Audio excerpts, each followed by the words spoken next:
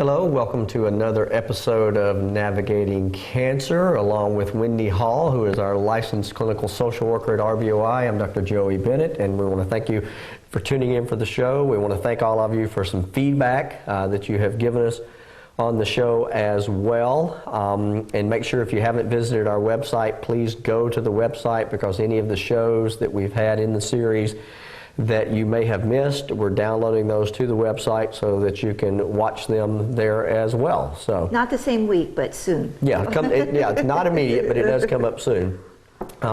Today, what we want to talk about is the importance of nutrition in our cancer patients. We know that nutrition plays a vital role in how well people do with their cancer treatment, how well they tolerate their cancer treatment, how they feel, and it's one of the things that we really work hard on with our patients every single week. We weigh patients frequently. We want to make sure that they're getting in the calories, because if you've got a cancer, you're burning up additional calories right away. If you're undergoing therapy, your body's burning up extra calories just to try to help you heal up and recover from the treatment. So your standard caloric intake is probably not going to be enough for you as you're going through the treatment. So what we want to do today is talk about kind of what the state of nutrition is with cancer patients and cover some of the things that you can do to help with that. On the first slide, I thought this number is pretty staggering. A state of nutrition is anytime you have a deficiency or an excess of energy, protein, and other nutrients, so you're burning up more than what you're taking in. And about 1 out of 4 adults who get admitted to the hospital or to like a nursing home are at risk of malnutrition.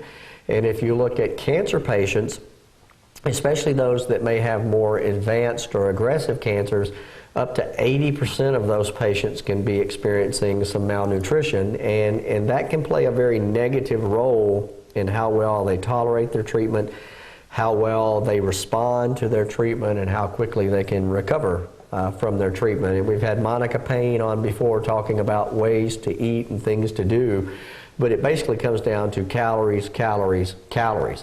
When you look at malnutrition in a cancer-type patient, really 4 main causes. One is, first, you're just not taking in enough calories, and that can be remedied sometimes pretty easily by just telling patients to eat more, but sometimes people have difficulty eating. The second one that I talked about there are the increased requirements. Your body needs more calories on a daily basis to try to help you fight off the cancer, fight off the side effects of treatment, and to try to kind of help promote the healing phase of that as well. Third on the list is an increased loss of nutrients. Sometimes with different treatments, you may have nausea, you may have vomiting, you may have diarrhea, and therefore you can be losing a lot of calories and a lot of electrolytes. But if you let your physicians know what kind of side effects you're experiencing, there are things that we can do for every single one of those things. So it goes back to communication, and you know, it doesn't even have to be with me. I mean, a lot of times when you're talking with patients, you've come into my office before and said, hey, did you know? And the patient would have met with me 10 minutes earlier and didn't say a thing to me about it, but sometimes they tell you some of these things as they start talking. Right, right. And so we try to deal with it right away. And I think another thing that plays into all of that is depression. And sometimes people in normal times maybe overeat when they're depressed, but at times like this, it seems like we see more of the other, where it's hard for them to eat. And the final one on that previous slide on the list is that sometimes you can have an impaired digestion or absorption of certain nutrients, especially if we're seeing patients who maybe have cancers of the esophagus, of the stomach, or of the intestinal tract.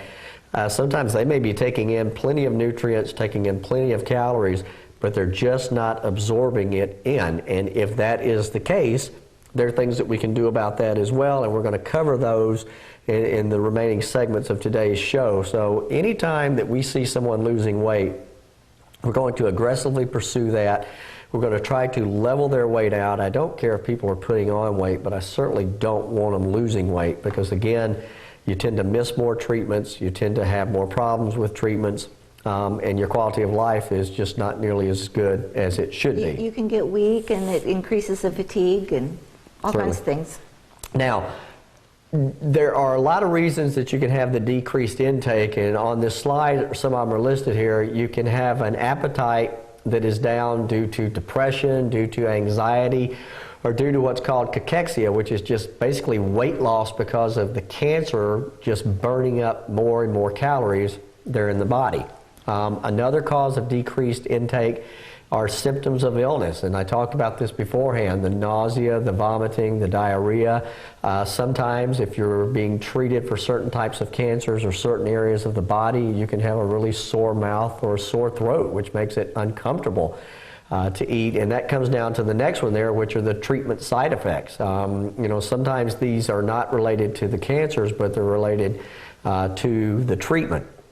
Next on the list is the tumor itself. I mean, you can have a tumor pushing on the stomach or pushing on the intestines. You could have fluid in the abdomen, which is making it hard for you to eat, and it makes you fill up very quickly so that you just don't want to eat nearly as much as you used to. Next on the list are changes in taste. We know that a lot of our patients that we treat for, say, head and neck cancers will have a decrease in their ability to taste different foods. Certain chemotherapy drugs can make the taste become altered somewhat, and a lot of times people will tell us that things taste like metal or things taste like cardboard. That's right.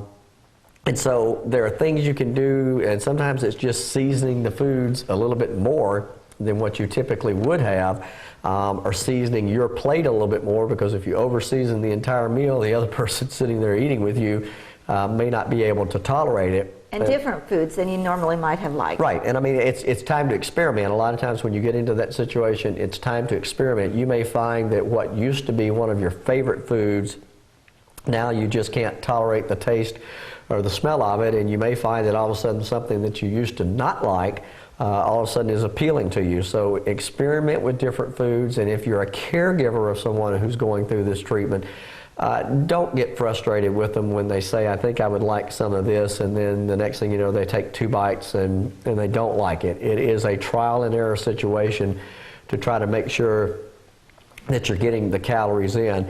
And the last one on the list of this slide is constipation. If you are constipated, very often you're not going to feel like eating. So make sure that you're taking the food in, make sure that you're having regular bowel movements. It does not have to be every day, but it needs to be somewhat consistent. And if you are showing signs of constipation, there are some really good medications out there, several that used to be prescription. They're so safe, they're now available over the counter. So those things can be handled for you. We just need to know what you're experiencing. When we come back, we'll go into more about the importance of nutrition.